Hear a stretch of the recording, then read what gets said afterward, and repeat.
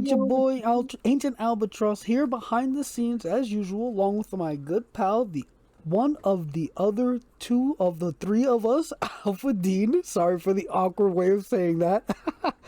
No speaks tonight because we are doing Dean's something for Dean. I'll let Dean talk about that. But before we dive into that, just as a quick reminder, if you haven't already, be sure to follow us here on Twitch and subscribe to us on YouTube. It is a great help for our channel, and we really appreciate all the support we've gotten thus far. And also, as another quick reminder, if you haven't checked out my new backer kit, the Entropic Isle has about 17 days left. Check it out. Going good. We're about to hit our second stretch goal, and yeah, enough about that. Dean, what are we doing here tonight? you know, Anthony started this thing with this our top 10 favorite MCG products, from the MCG catalog. So that's what I'm going to do tonight. I'm going to talk about my top 10. And, Anthony didn't lie to anybody when he said this was hard. This was really, really hard. I mean, there was a couple of times that I kind of just went in and I was going to start playing around and messing around and trying to revamp the list a few times. But I said, you know what? No, I'm just going to let it stand because the truth of the matter is, yes, I'm a fanboy. I love all MCG products. But if we're going to really talk about it, let's get into the nitty and the gritty. And I'm going to start off with my honorable mention since we get one honorable mention. Even though there were a few things that I wanted to mention, I've got to mention this one, you know. So without further ado, my honorable mention is Gods of the Fall. Like Anthony said, very, very special place in all of our hearts. I mean, it would have been on a list, but other things I figured I wanted to cover the gamut of things. So that's getting an honorable mention. We know if the list was longer, it would have been there. First game I ever played with Anthony. That's the day I realized this guy had some game master chops, could tell a hell of a story. That Halloween night, all those years ago, was freaking great. Halloween night, uh, 8 years ago now. Yeah, about 8 years. Damn, I've known you guys a long time. So that's that. That's Gods of the Fall. And like I said, Gods of the Fall being that it covers so many bases as far as allowing you to, feel like you're a god. You feel godly and the divine shifts. And even though the book was made under the original CS before the CSR, it's easily adapted. But it gave you a really interesting insight into ways to do Cypher system because what they did was how they adapted each of the types and so on and so forth and made it, intrinsically connected to the world versus you having to modify the types in the book. So that was a first plus. That was the first time we started getting a taste of the true flexibility of Cypher. So yeah, Gods of the Fall gets my honorable mention. And yeah, I think you guys might be a little surprised with the way I did my list, but there's a method to my madness. So let's hit number 10. Number 10 for me is, this little illustrious, I guess you can call it, premium game called Invisible Sun. Invisible Sun is just a phenomenal piece of work. In a lot of respects, I would say Invisible Sun is the other end of the spectrum like Numenera because there's so much. I mean, so much minutia and fodder and things to work with within that cube. And then, with the additional products that they've added to it, we got the Wellspring coming up soon enough, but it's still wide open. There's so much space for you to create your own world. And again, with how MCG does a lot of things, Invisible Sun works a lot like Cypher, where whatever you do is yours. But if you go play in somebody else's game, it's not unbalanced. It doesn't, what you have done doesn't become obsolete or anything else. It's like playing in a fully fleshed out world, which I really, really enjoy. I think Invisible Sun is a phenomenal product in of itself. A lot of people talk about the price point, but the reality is with that price point, you're literally just getting everything you would have spent buying it separate. I mean, there's 4 books in there. There's 200 or 300 cards in there. There's the Sooth deck. And a lot of these things have uh, application in other places. Um, I personally love Invisible Sun. I've played a lot of Invisible Sun, and I'm hoping to eventually be able to run a campaign. Um, I've only run a few one shots, but ever since I played that first one shot when it was first introduced at Gen Con, I've been hooked, and I think it's great. Um, and yeah, Invisible Sun. That's my number 10. Moving down the list, I'm gonna just move through the list, and if people in the chat have anything they want to say or whatever, I'm trying to keep my eye on that so I can keep up what you guys are talking about as well, and I'll respond as best as I can. But number nine on this list is the weird, and the weird is just a piece of equipment that every GM can have in their toolkit. And because it's system agnostic, that just makes it that much better. Um, Anybody who knows me knows I'm a firm believer and a firm purveyor of the ideology of being able to create as yet there is to be created, if you know what I'm saying. And I think also something about the weird, I'm going to say my catchphrase, it's the paradigm shift manifest, because there's so many things within there, so many things within the weird that will shift your thought process, will allow you to plug and play and just add elements to your game that you probably wouldn't normally add. Um, I think the weird is a great product. I think the weird is kind of a dream come true. And I mean, you would think a book full of tables wouldn't mean that much, but when you start really looking at the ways you can apply it, it becomes this really, really cool item, you know, and I'm all for that. Uh, Next on my list, my number 8 is The Darkest House. And The Darkest House is another one of those things to me, like Invisible Sun, The Weird. The Darkest House facilitates that same type of thing. This thing is set up with an entire house. This metaphysical gateway into horror can be played with any game. The technique to adapt your characters from whatever game you're playing is not perfect, but it works. It makes itself work. And if you wanted to go in the opposite direction and just apply it another way, in reverse, you could do that too. It's just going to take you a little bit more work. But the Darkest House has so many great elements. I mean, elements that are, for a horror lover, it has a level of psychological horror. You can add your body horror. You can literally apply every kind of horror that there is inside the house. And it's also another thing for people to, be able to look at it through the lens of, different kinds of characters from different genres of gaming. So that is great. The other awesome thing about the Darkest House, technically, I get to say it's 2 products. It really is, because there's the physical book that you can use, but there's also the digital edition. And the digital edition has been a staple since it's come out in my house, because I put the rooms and stuff and the atmospheric music and all of that, put that right up on the 70-inch TV in the living room, and I run a Halloween game every year, for people here, and it's become a staple, and it works so wonderfully. It is just brilliant, if you ask me. And I've used the book as well, at gaming shops and stuff.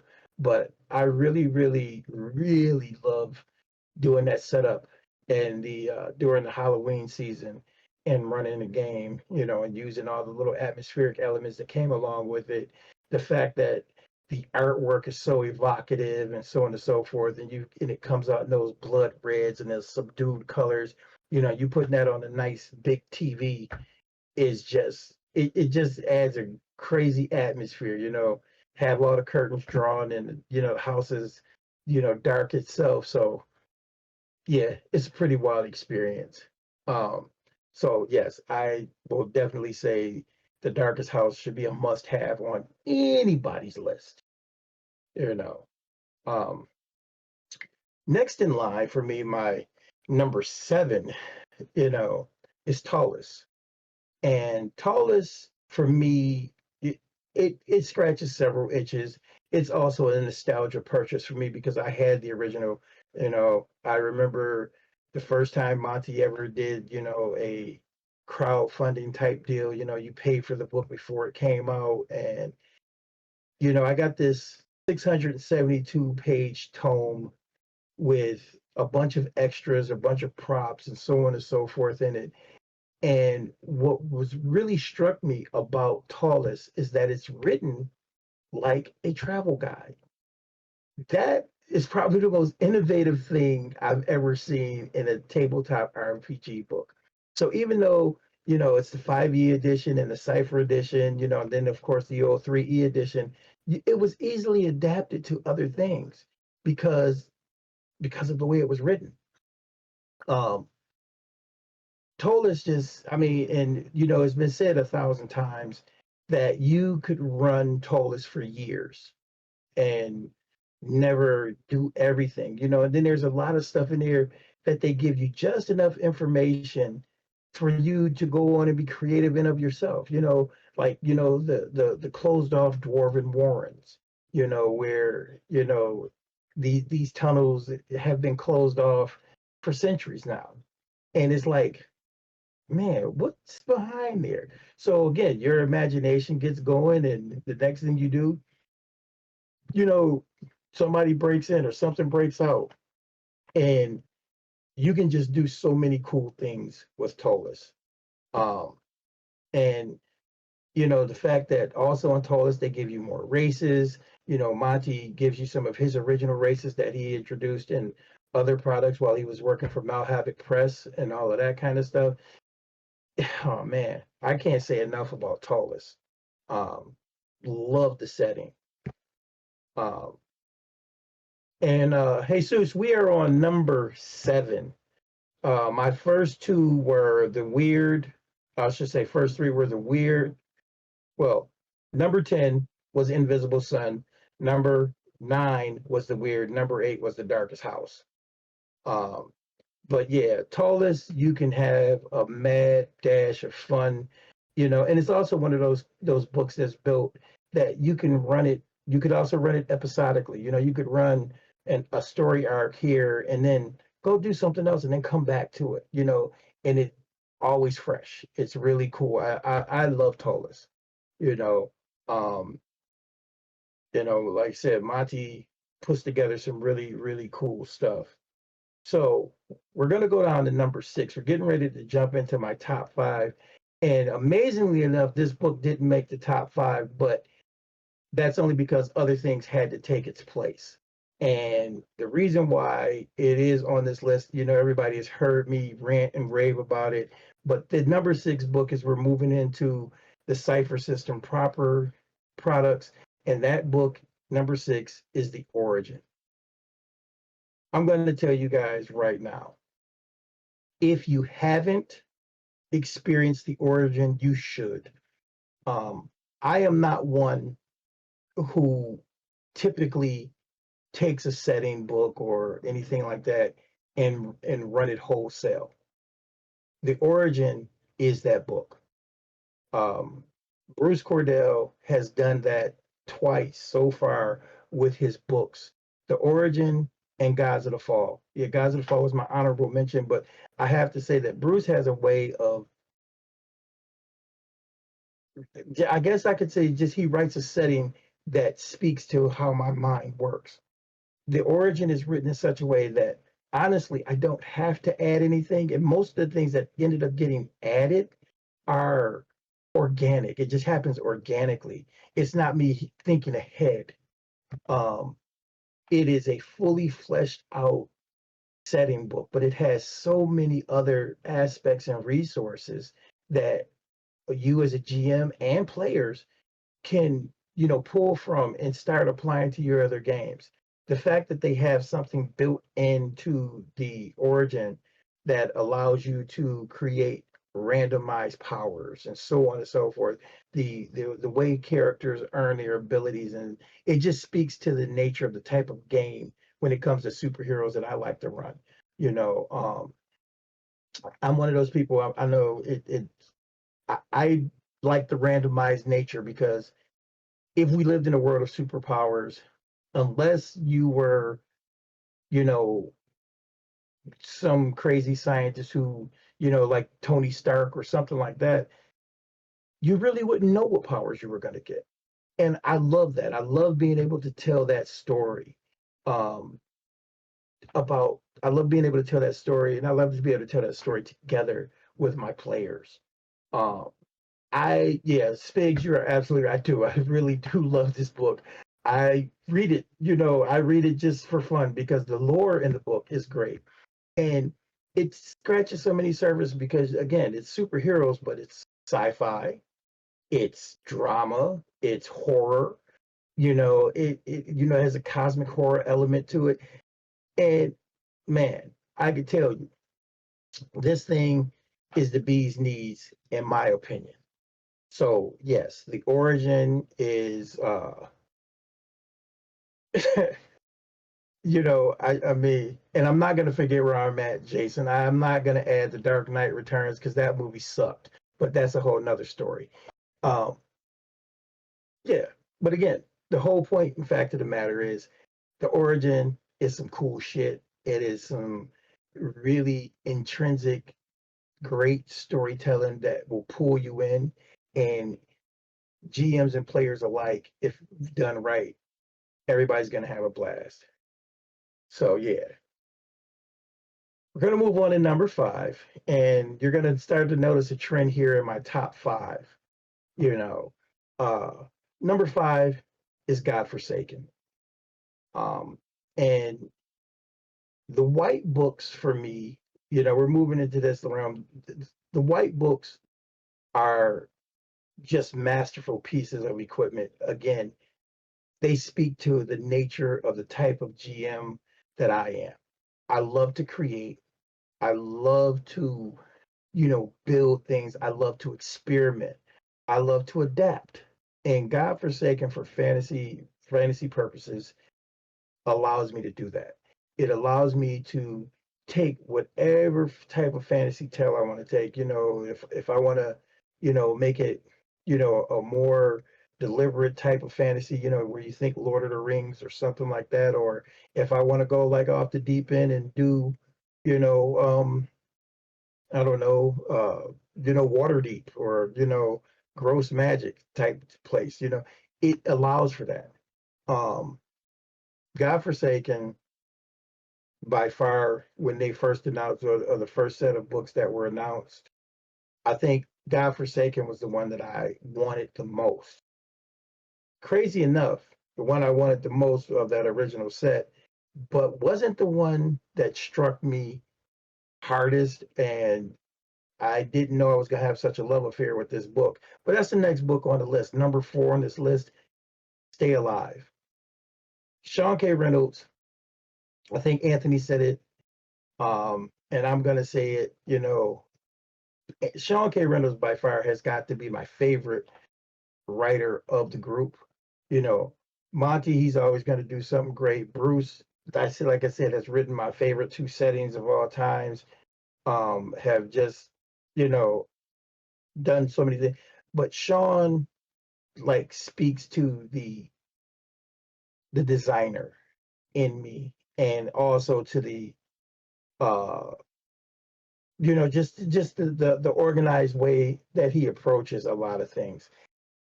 Stay Alive, when I got that PDF, I read the PDF twice in the same night. I literally read the PDF, called Anthony and Al, we were talking in our chat, and then I got off the chat with them and read the book again. um and the fact that it has all those little nuances, the modules, and the different ways, it brings into account all of the horror tropes. I mean, you talk about the bad penny, you talk about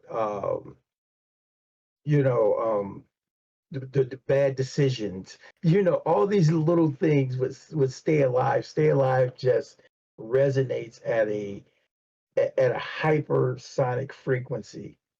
And again, another book that can be used with everything else. I mean, without a shadow of a doubt, you're running using Stay Alive, modern horror, science fiction, superheroes, macabre, fantasy, uh, fairy tales. It doesn't matter. Stay Alive has, has that thing, that je ne sais quoi. I cannot say enough about how useful this book is. Um, and I mean, you know, Jason C says, "Old Guys definitely is built with a big influence of Stay Alive, without a shadow of a doubt, without a shadow of a doubt." You know, and when you look at the other books, the licensed material and so on and so forth, that are doing their own thing. Old Gods of Appalachia, the Magnus Archives that's coming out soon with its new horror elements and so on and so forth. But Stay Alive will still be that piece in the toolkit. It'll still be, one of those go-to things. That's a book that I pull off my shelf often. Um, and actually, I have a second copy that I keep in my travel bag, just in case I get to run something. Stay Alive is like, so it's easily accessible. Um, I can't begin to say enough about how happy I have been with the white books in general. But Stay Alive, whew, uh, you know, great, great piece of work, and again, Stay Alive, just to put it in perspective, I can't even name them all, but you just think about it. Stay Alive has information for you to run aliens, for you to run killer toys, for you to run the weird children, for you to run zombies, for you to run, body horror, you name it, it's in that book. And it gives you not only approaches, but it also like I said, it gives you the different ways to run these games. If you want to run an Iron Man game, if you want to run, and that's basically, there are no recovery rolls, or they're very limited, so whatever resources you start out with is the resources you're going to end the game with, basically, which is brilliant. I mean, that to me would be how you would run a game like Saw, or the Texas Chainsaw Massacre, or something like that. Um, and yeah, it's just so freaking cool, the things that you can do within that book. Yep, DM tells us right. Walk through the house in the dark, thinking about strange children and aliens in the dark. And remember, you could walk through one of those doors and find yourself in the darkest house on top of it.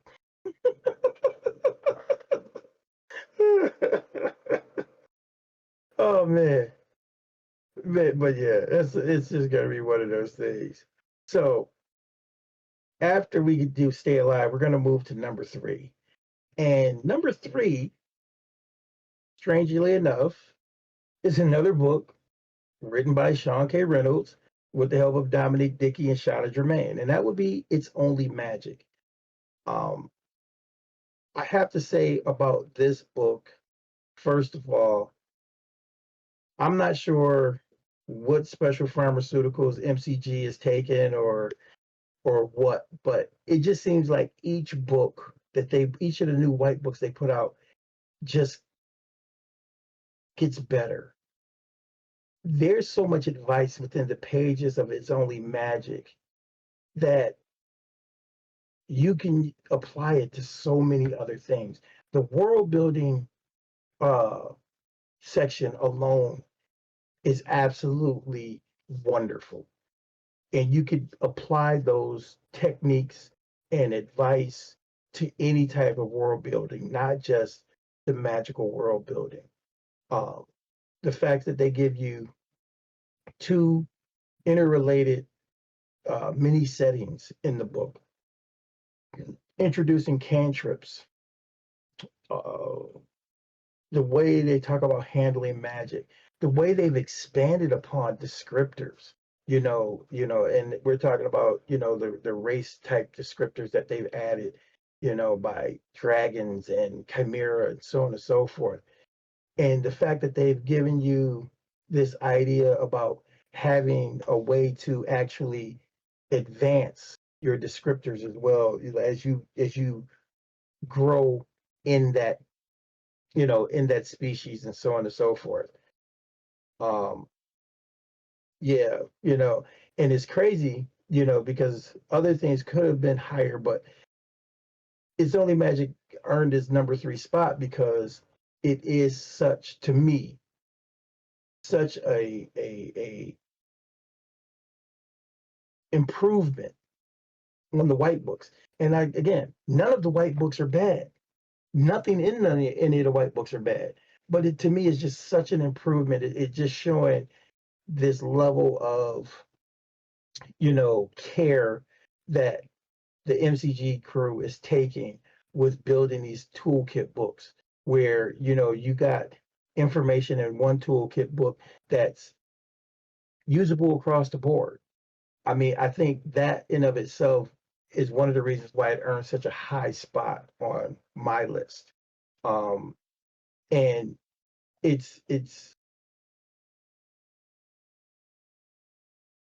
just, man, it's only magic, That's literally what it is. And I can't say enough. I think I told this to Anthony and Al before, and I may have said it on a stream, but all the covers for the white books, the white book covers, that's the silhouetted, single color, just they scream at me, and they are very they're inspirational. So the artwork, I know Anthony had a little problem with the color palette back and forth, being a little pastel or whatever. But these white book covers, all of them, every single one of them, I just love. I think they're brilliant. Um, and the book in of itself is just evocative. You cannot get, you cannot go wrong. And again, I don't think any set of books. I'm with you, Anthony. Hands down, the covers on the white books are the best. Um, and Stay Alive is like creepy as all hell. You know. Now we're gonna move to number two, and number two is probably not going to be a surprise to anybody. They might be surprised. They may have thought this would have been number one, but number two is Claim the Sky. And you know, what can I say, or what can I not say about Claim the Sky? I mean, this is the book that I received a copy in the mail, of course, through the Kickstarter and everything. But I received a copy in the mail from Monty, and Sean and Monty had signed the book, and it was probably one of the best compliments I've ever gotten, because, Monty said, Dean, you were one of the biggest reasons that this book got made. Because I had been screaming for superheroes from the rooftops, because I love superheroes. And anybody who knows me knows I love superheroes. We were doing things in superhero games and Unmasked and stuff that were not rules. They were not canon. And, the Cypher system. Then Claim the Sky came out, and the stuff that we had been doing, power stunts, um, dropping power shifts, giving up power shifts for, to do power stunts and so on and so forth. These are things that Anthony, Al, and I have been doing in a bunch of games. And, they added those rules in. And, it's the greatest compliment ever when Sean K. Reynolds came on the show and told us, hey, I take notes. I sit around and I watch you guys and I take notes for what's going on. And so, yeah, it is one of those things. Um, it's one of those things that is just so much fun. And DM tells, if you ever want to get around to it, one of these days I'll get you in maybe a mini little arc that I have set up where I have combined, stuff from Claim the Sky and the Origin. It is a blast. It is such a wonderful time. Um, and I mean, what can I say? Sean K. Reynolds and Monte Cook wrote this book. You know, there's a trend. My top three books all have Sean K. Reynolds' name on it. Wow, right?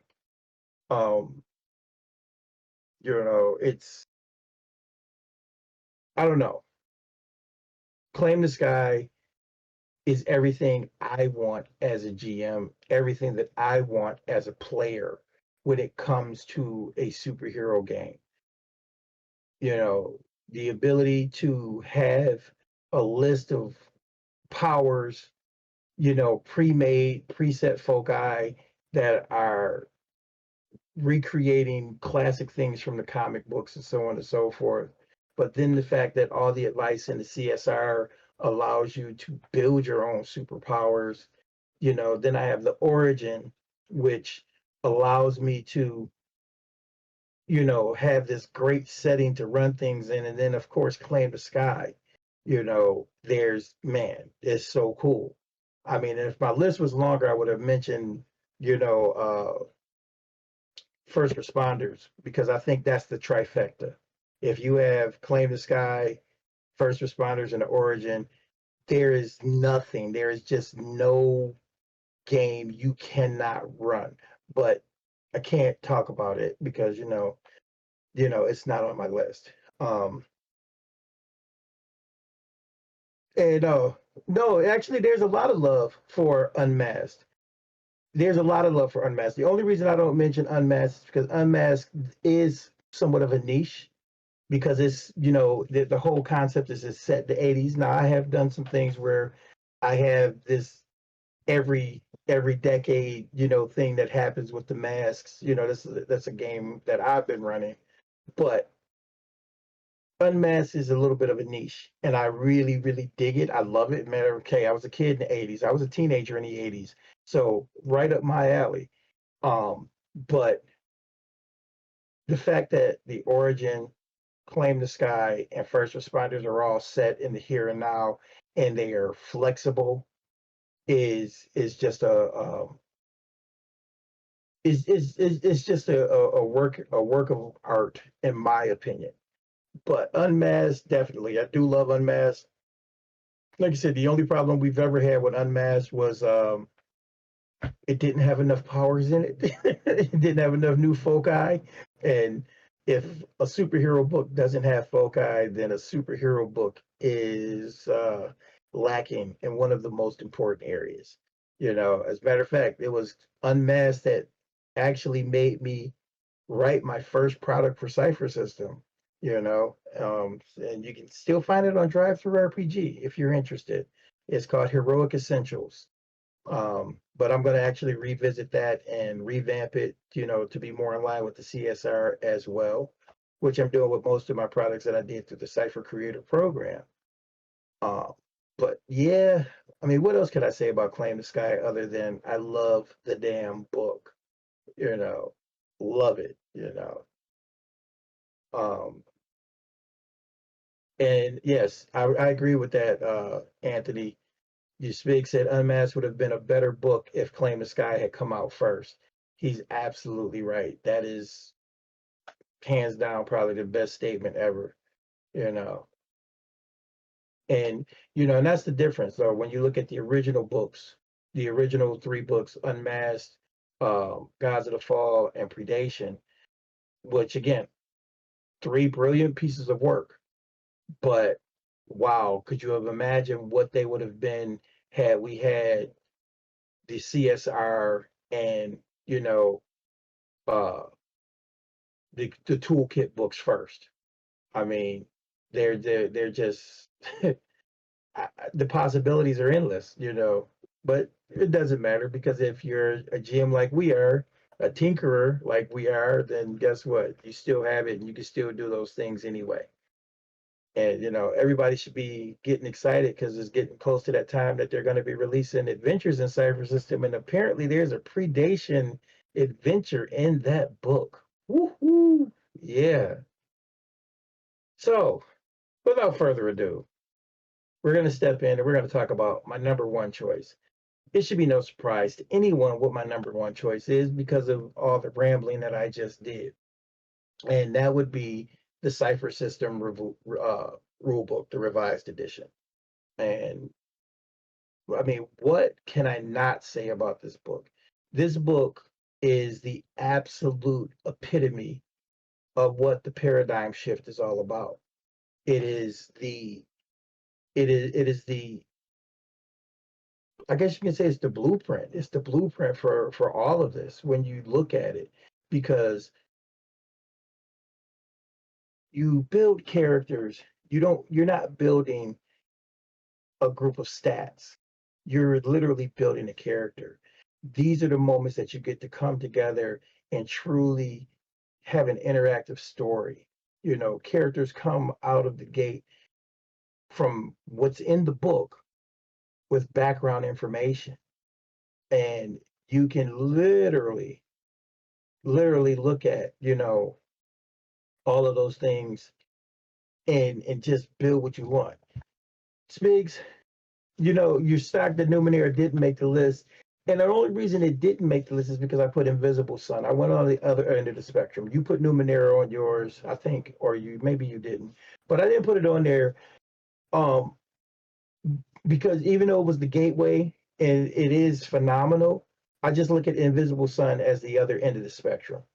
And so yeah, and you put it on your list. So I was, tempted to go for, what in the moment, what 10 products MCG had that were awesome. And if you notice how I kind of broke up my list, the first four products were not Cypher System, you know, adjacent products. They were more universal, more different. And again, looking at the diversity of what MCG does. Um, and the products that I chose all resonate at a specific frequency for me because I love Numenera. I love Numenera a lot, but I don't have a lot of people around me who want to play it as much. So, I do get to play, when I get a chance to introduce somebody or somebody like that. But Cipher System Rulebook, man, that's the joint, and then like I said, all the other things are ways that I get to draw people in because a lot of my friends like a lot of the stuff I like. So if you like fantasy, I've got God Forsaken. You like superheroes, I got Claim the Sky. You like horror, I've got Stay Alive. You want to do some modern day magic, you're a Harry Potter fan or something like that, hey, I've got It's Only Magic.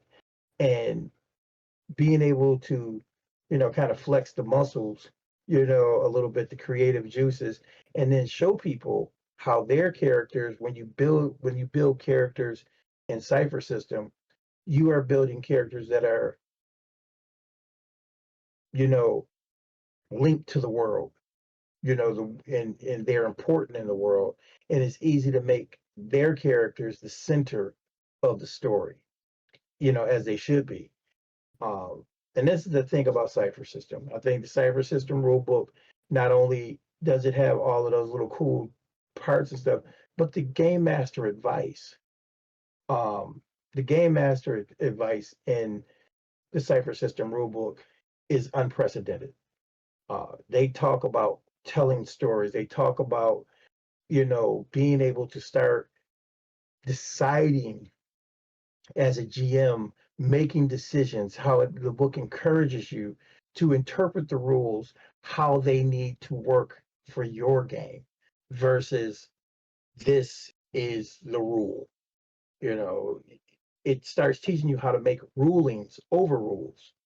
Um, Billions, they said, I would love to do a Claim the Sky game. I need to find a gaming group.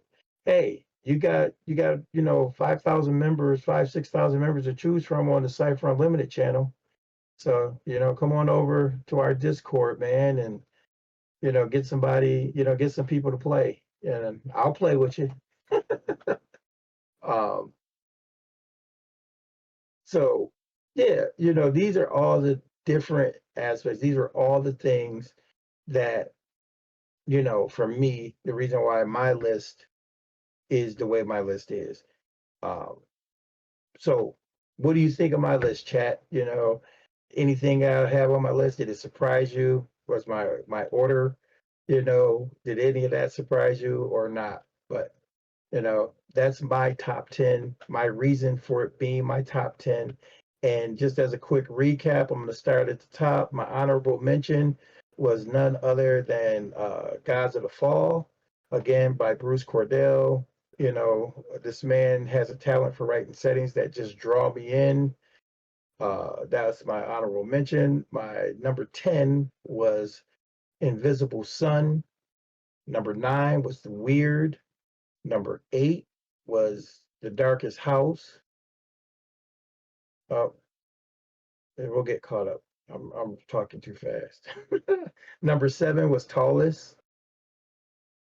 Number 6, The Origin. Once again, Bruce Cordell writing those damn settings that just draw me in and make me happy. Gods of the Fall was my number 5. I mean, God Forsaken was my number 5. Fantasy done right. Number 4, Stay Alive. If you want to go on a horror journey, that's the book you need to have in your pocket.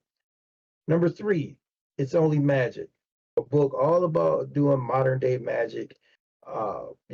Just thinking you can combine things from Gods of the Fall and this book together.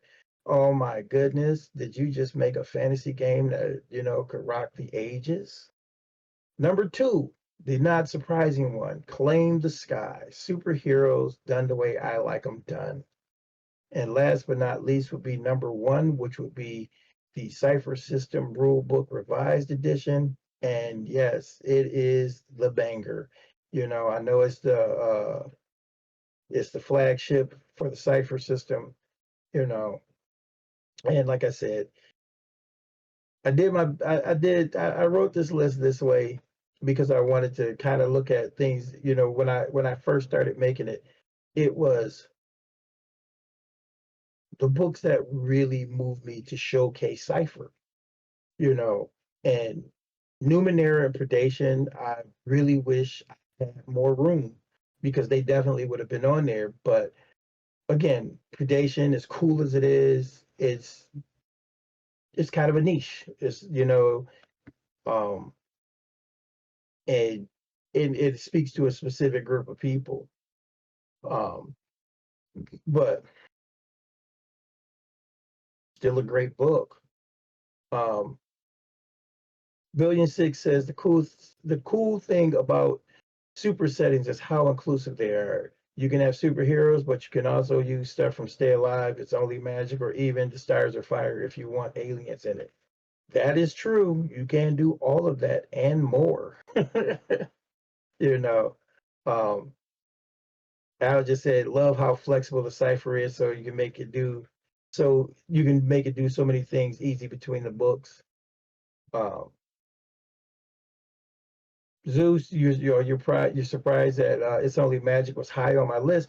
I'm like I said, it's high on the list because they keep outdoing themselves. Each book to me gets better. Rust and Redemption was awesome, but man, looking at just all the world building stuff that they added in to It's Only Magic, just makes me happy, you know, and so I don't know. I mean I can't say enough about it, but I love it. I love being able to customize my characters. I love being able to tell the stories that I want to tell. Um and yeah, Billion Six says descriptors are like better versions of D&D alignments. They are character notes, Absolutely. And that's really a good way to put it. I mean, because alignment in D&D had an idea, was for an idea, but it doesn't always translate well, and a lot of people don't know how to implement it within their games either. So yeah, that's a good way to look at descriptors. Um, but if nobody has anything else for me, no questions, or want to ask me something, I'm going to jump into our spiel and take us home. But thank everybody for showing up tonight and, hanging out with me to go over my top 10. Once again, uh, you know, put together a top 10 list. We're going to probably try to look at other people's top 10 lists, and, we'll talk about it either on another stream, or definitely we'll talk about them on the server. But I hope you guys like my top 10. And coming soon to a channel or something like that soon, Al will be having his top 10 drop off as well. And with all that being said, if you like us and you like what we do, be sure to join our Discord. We have the largest fan run Discord of all things Monte Cook Games. Games are being run at all times. And if you're not a fan of Discord, you can join us on Facebook. It's not big as Discord, but there's still plenty of discussions being had. And if you ever miss a Twitch show, we're always going to upload to YouTube afterward. So like, share, and subscribe there as well. You can always give us a subscription here on Twitch as well. We appreciate all of that. Our videos will always be free, but Ko-fi donations help out with little things like Zoom. Well, we don't use Zoom anymore, but like little things like CypherCon and giveaways, So you can always give us a little donation on Ko-fi. And if that doesn't work for you, you can always buy some Cypher Unlimited merch, like the shirt that I'm wearing. We have hats, notebooks, mugs, and anything else that might work for you. And just so everyone knows, the CypherCon Into the Cypherverse shirts will be coming, new shirts for this year. They will be available before the con, during the con, and for a limited time after the con. So, with all that being said, we love you guys. Yep, thank you guys so much for stopping by, listening to Dean's Top 10. Definitely a nice solid list. Surprising to see it's only Magic so high up there, but his reasoning very sound there. MCG always improving their method, and you love to see that. But without further ado, again, thank you, Dean, for running us down your list. Thank you, chat, for coming by, chatting us up about the list. And my list will be on YouTube shortly. Not doing it live, straight to YouTube, so keep an eye out for that. But yeah, as usual, from us at the CU, we will see you later. Peace.